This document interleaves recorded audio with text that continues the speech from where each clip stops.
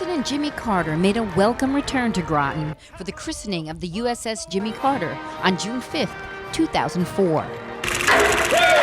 First Lady Rosalind Carter was the sponsor of the third and final Seawolf-class submarine, named after the 39th president and the only submariner to become commander-in-chief.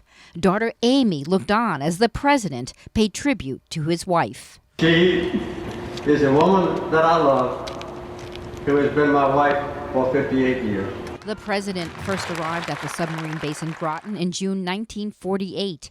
He served aboard the USS Pomfret and then the USS K-1, where he qualified for command of submarine.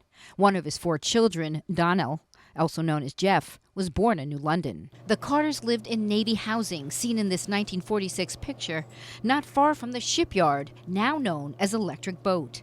A card in the corner of the picture points out the location.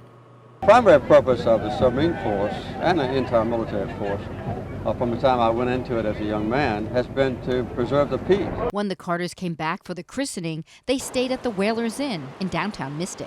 It was just really nice, and they were just like normal people. Melanie Phillips was working the front desk in 2004. The president stayed in room 64, which overlooks the heart of the town. They walked in the town, took little strolls, and said they liked it here. He's tall. Bruce McMahon was bartending at nearby John's Cafe when he saw the Carter's bus pull up. We shake his hands and stuff. You're welcome here at John's anytime. And oh yeah, all right, I remember that. No, quite the gentleman. Apparently, President Carter took him up on his offer, and after the christening, he and his family came by. After all, John's Cafe was right next door to the Whalers Inn, so the next morning, they also saw the entourage leaving.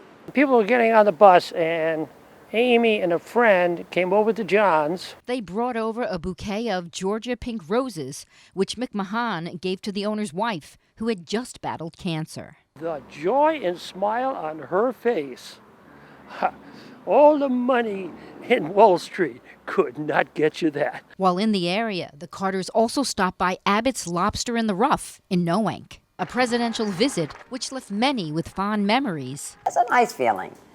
Yeah, special. All these years later. A lot of people, when they know that they've been here, want to know where they stayed or want to stay in that room. Yeah. In Mystic, Tina Detel, News 8.